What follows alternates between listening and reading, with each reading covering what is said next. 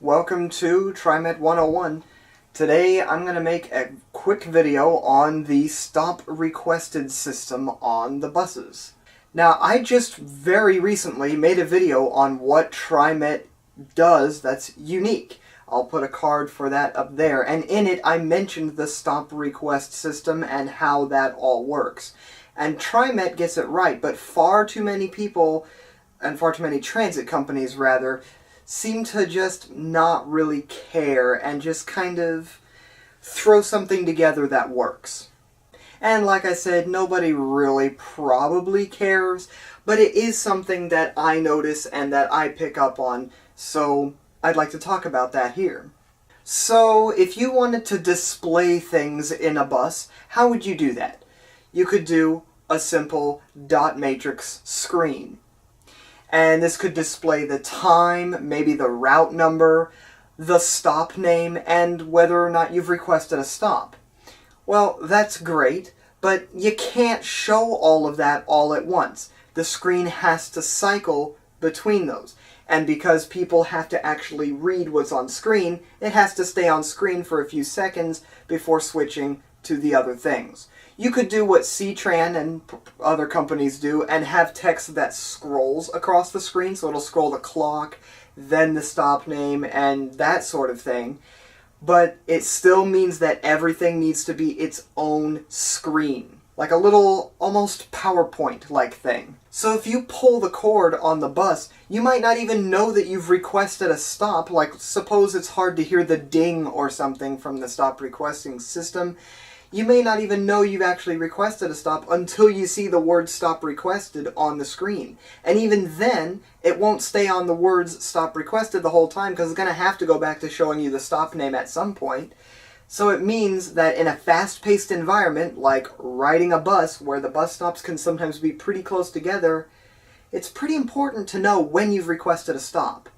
Okay, take a drink every single time I've said the word stop in this video. Do not do that, do not follow my advice. To me, a more sensible way of doing this, which is a way that TriMet does this, is to have the screen that shows you what the next stop is, and separate stop requested lights that always just stay on.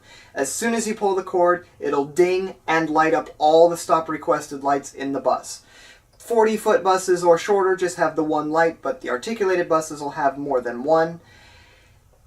This seems to work just fine. It gives you the information and it just stays there until a door is opened and then the stop requested light goes out. Now, I talked about this in that video of what makes TriMet unique, but what's cool about those signs is that it can display the time at all times as well. So you always get a clock on screen and then the stop name is displayed over on the side. Again, if the stop name is too long, it might cut off the clock, but during all other times, that is always displayed on screen. So you can get 3 pieces of information all at once. What time it is, the stop that's coming up, and whether or not you've requested a stop, just by a quick glance at the front of the bus. This is how they all should work. Of course, this is actually pretty old school at this point. It's 2024 and we're still just putting yellow dot matrix screens inside and outside the buses, instead of full color screens. TV screens have existed for quite a while. But honestly, I don't think there's a huge problem with that. It is something we know is absolutely compatible on the buses and things that work. However, having a full color screen that shows you the next few stops and maybe gives you additional alert information or other things like that doesn't seem like a bad idea either. But if TriMet or, any of the surrounding transit systems decides that they do want to invest in full color screens and use those instead of the yellow dot matrix signs, well, I still highly recommend keeping the separate stop requested light in there for the reasons that I've already mentioned. Imagine the TV screen isn't working, or there's some sort of glitch, or maybe it's frozen, or any sort of issue, or maybe you can't read it because the text is too small and you're sitting in the back. You know that if you have the same stop requested lights that are currently in use, you'll still be able to see it and it'll work no matter what. So even if you upgrade all that, having a separate light just for whether or not you've requested a stop or not, I feel is very important. If you clicked on this video to see if you could understand how the pull cord mechanism works, and to see how that actually triggers the stop requested light and the ding, well, I have a bit of bad news. I don't fully understand it myself.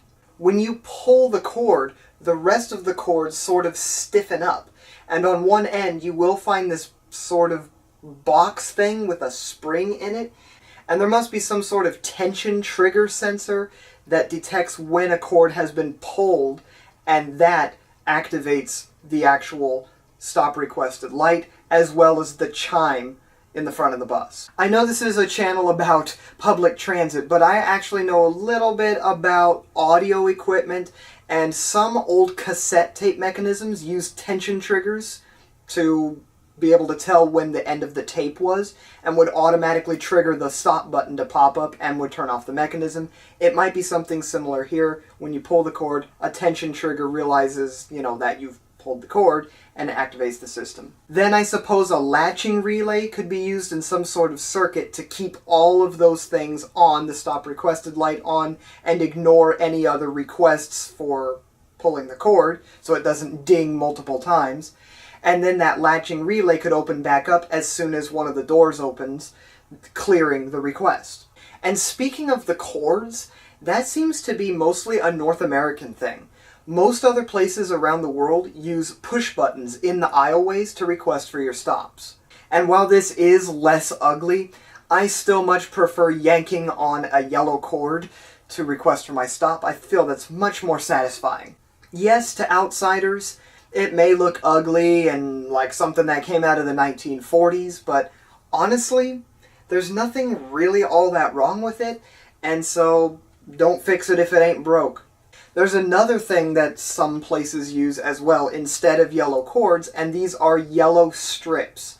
And so you just press on the yellow strips, they're pressure sensitive, and then that can request for your stop. It makes the vehicles a little less ugly by not having yellow cords in front of the windows, but I don't really care for these as much. Sometimes, depending on placement, these can be very easily accidentally activated.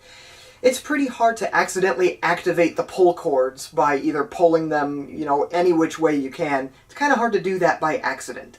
So that's one of their major downsides. Not to mention, not everybody really knows what the yellow strips are for. If you ever visit Toronto and you ride their trains, the subway trains or the streetcars, you'll notice little yellow strips above the windows.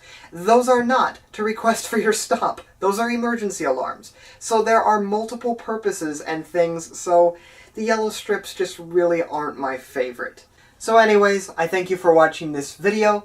I know this was a very nerdy topic to talk about, but I do think it's important to understand the little things that you hardly ever think about, and how little things can make a big difference. And I can always appreciate companies that go the extra mile, or extra kilometer, and give good attention to detail. Well anyways, I thank you for watching this, and I will see you next time, except wait a second, I actually have one quick announcement I'd like to make. My upload schedule might be slightly changing, we will see. I now have a full-ish time job, and so I'm going to do my best to keep this channel at least operational, but I cannot guarantee that the upload schedule is going to be the same.